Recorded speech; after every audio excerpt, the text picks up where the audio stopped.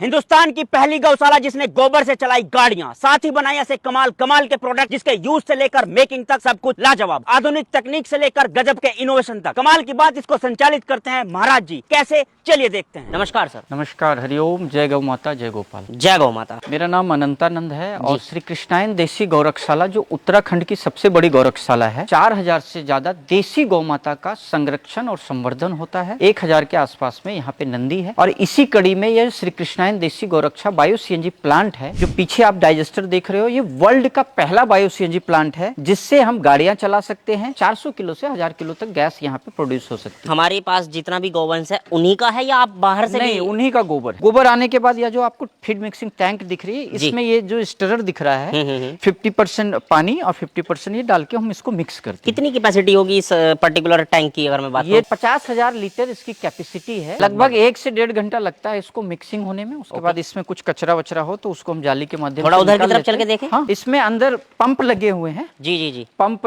Screw pump है, mud pump है, जिसके माध्यम से हम इसकी फीडिंग करते हैं। ये 1600 क्यूबिक मीटर का डाइजेस्टर है। इसके अंदर एजिटेटर लगा हुआ है। एजिटेटर जो है सो गोबर अंदर हम डालते हैं, उसको फर्मेंटेशन करते रहता है, घुमाते रहता है उसको। त्रिपाल की तरह ये? हाँ, त्रिपाल की तरह ही है। 2 लेयर है, एक अंदर है और एक ऊपर। गाय के गोबर में नेचुरल एक बैक्टीरिया होती है जिससे गैस जनरेट होता है। फिर बायोगैस जिसको कहा जाता है, रॉ गैस, वो लगभग 100 किलो में 5 किलो रॉ गैस तैयार होता है। प्यूरिफाई होने के बाद ये पाइप के माध्यम से, अंडरग्राउंड माध्यम से वहाँ रिफाइनरी में जाती है। पर्टिकुलर एरिया में जाके फिर उसमें CO2 और नाइट्रोजन जो है वो अलग अलग होता है। अंडरग्राउंड पाइप यहाँ पे आपको जो दिख रहा है, इसके माध्यम से फिर यह जो बैलून है इसमें स्टोर होता है। उसके बाद प्यूरिफाई सेक्शन में जाता है। तो आइए आपको हम प्यूरिफाई सेक्शन में ले चलते हैं। इसके अंदर वाटर स्क्रबर लगे हुए हैं और तरह तरह के इसके अंदर पत्थर के टुकड़े लगे हुए हैं, रेती के टुकड़े लगे हुए हैं। तो मशीनों के माध्यम से उस गैस की प्यूरिफाई होती है। जैसे पानी को प्यूरिफाई करने के लिए छन्नी लगी रहती है ना, उसी तरह का एक नॉर्मल सी भाषा में समझे तो छन्नी जैसी लगी हुई है। फिर ये बफर टैंक है, इसमें स्टोर होता है। उसके बाद फिर इसको कंप्रेस करते हैं। सीएनजी का फुल फॉर्म होता है कंप्रेस नेचुरल गैस।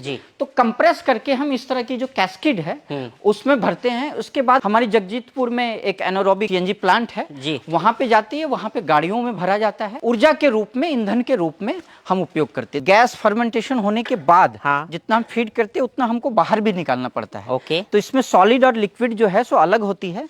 सॉलिड को जो है सो हम कई तरह की खाद बनाते हैं, जैसे vermicompost, bio enrich, PROM, Govardhan खाद।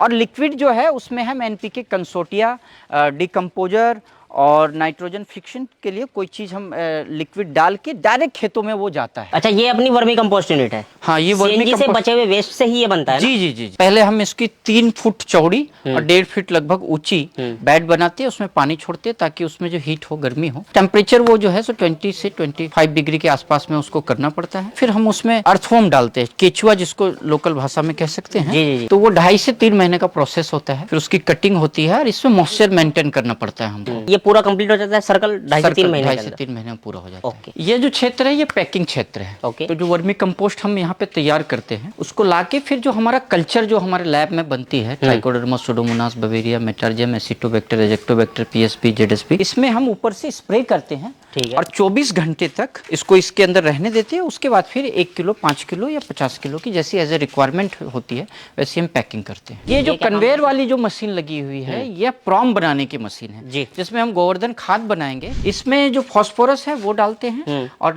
लैब में जो पीएसबी वगैरह, ट्राइकोडर्मा वगैरह है वो मिक्स करते हैं इसमें। उसके बाद फिर मिक्सिंग करने के बाद फिर ये जो आपको कन्वेयर दिख रहा है इससे ऊपर जाता है और उसको ग्रेनुअल फॉर्म में कन्वर्ट करता है। मतलब यहाँ पे डंपिंग होता है इस साइड में और यहाँ से वो ऊपर की तरफ कन्वेयर की सहायता से ऊपर जाता रहता है। जी, ओके। और इस तरह का ये फाइनल प्रोडक्ट आता है। ये फाइनल डीएपी का सब्स्टिट्यूट है, phosphorus rich organic manure PROM को 100% ऑर्गेनिक। हाँ, 100% ऑर्गेनिक। आपको धान की जो फसल है या गेहूं की फसल या सब्जियां हैं वो बहुत ही ज्यादा प्रोडक्शन हो रहा है। पहले से जितनी प्रोडक्शन से उनसे लगभग 1.25 गुना प्रोडक्शन यहाँ पे, गुणवत्ता भी बढ़ रही होगी। गुणवत्ता भी बढ़ रही है और जमीन की जो खुराक है वो देसी गौ माता का गोबर है। आपको बताते हुए और प्रसन्नता हो रही है, कुछ दिन पहले एक जापान की कंपनी आई थी, हॉट एंड एयर कंपनी, जी जी जी वो स्पेस शटल जो होता है जी। उसके लिए जो फ्यूल है जी। वो बायोगैस सबसे उचित फ्यूल होता है जी। और उस पर अभी रिसर्च चल रही है, शायद हमारा उनके साथ एमओयू भी हो कि स्पेस शटल मतलब इस वायुयान जैसे जो होती है ऊपर जाती है उसके लिए फ्यूल के बायोगैस उसमें उपयोग होगा, ऐसे भी हम रिसर्च कर रहे हैं। कैसे संपर्क आपसे किया जा सकता है? हमारा संपर्क शुद्ध कर सकते हैं, हमारा कृष्णायन का वेबसाइट भी है, श्री कृष्णायन देसी गौरक्षा बायो CNG www.krishnayana.org।